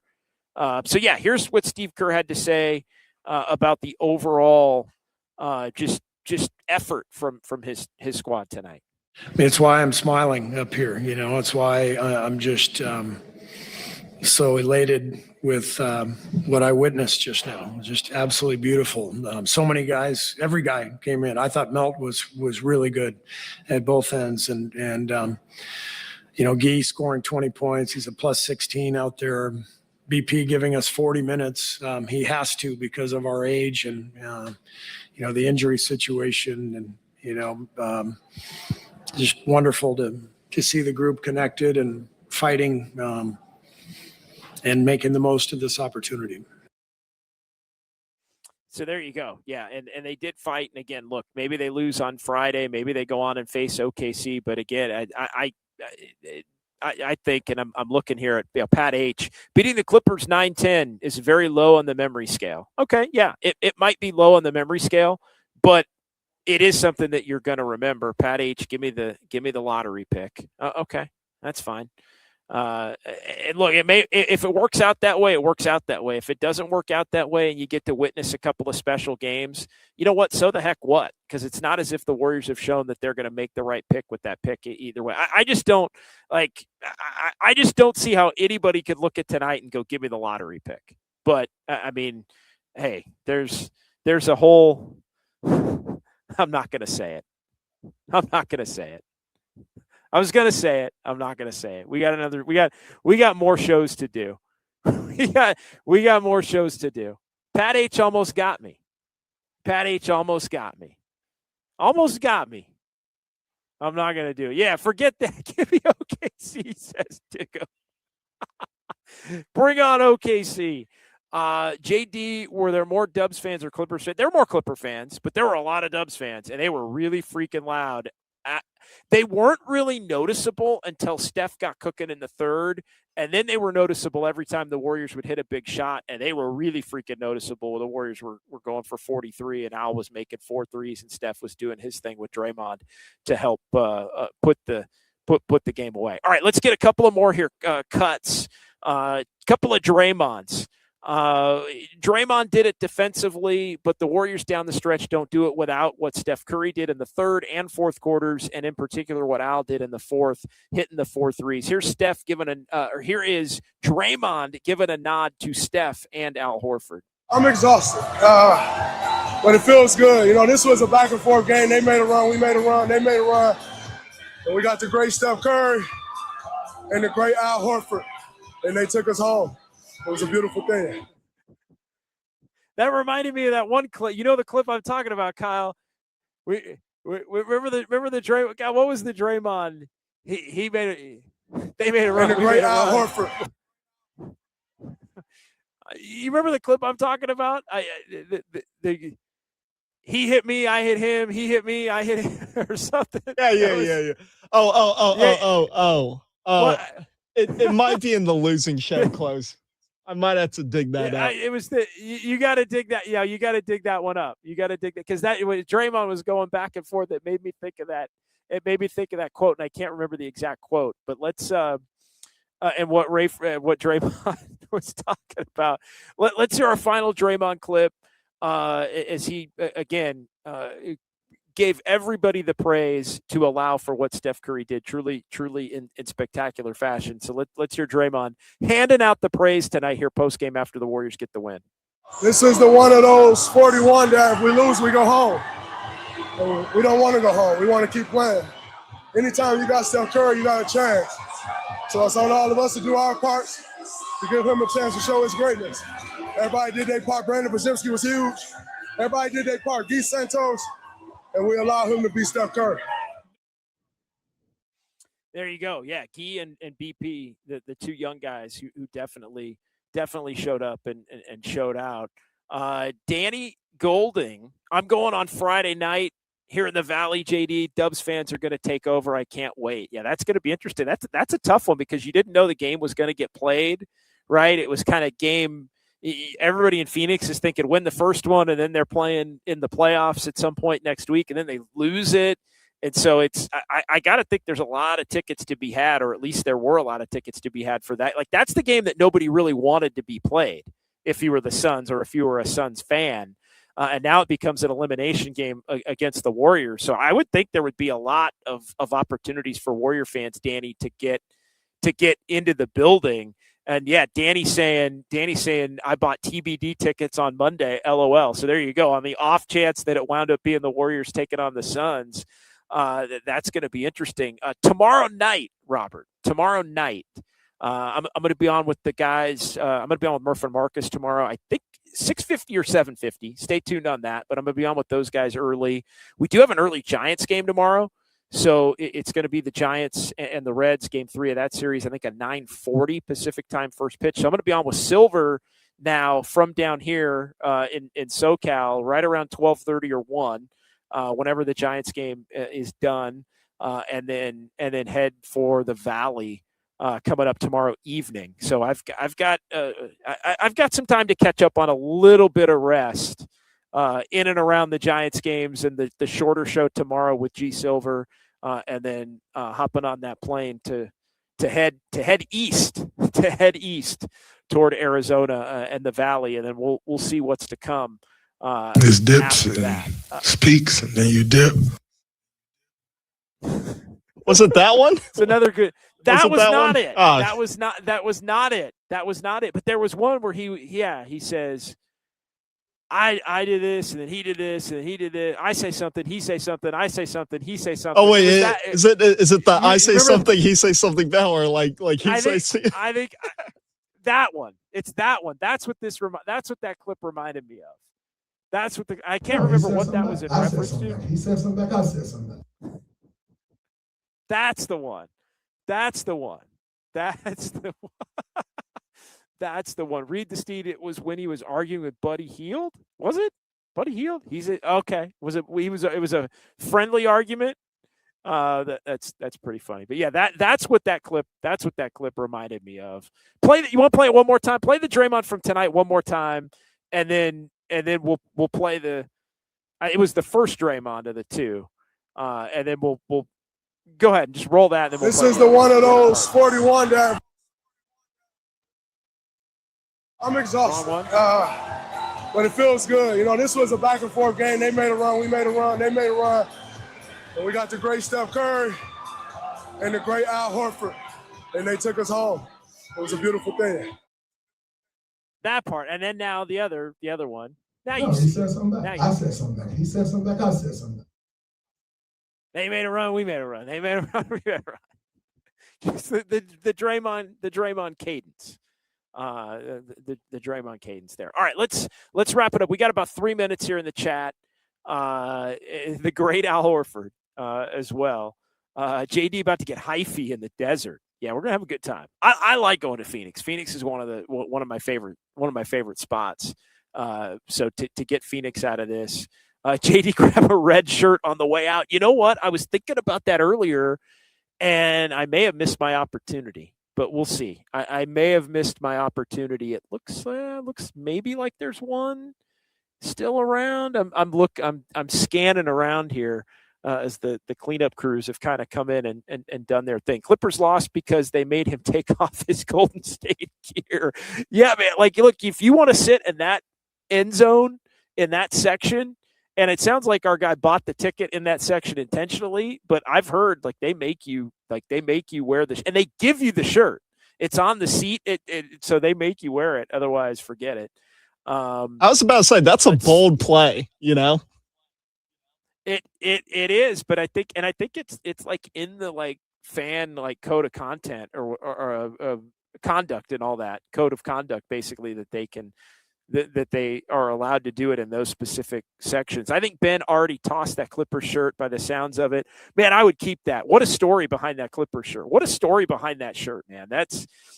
I would keep that shirt till the day I die, man. That be like, man, you're a Warrior fan, Ben. Why you get that Clipper shirt? And then you just tell the story.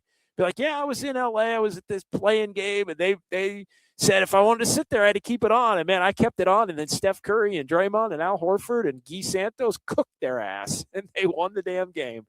Bye-bye Clippers. Bye-bye red shirts. Bye-bye.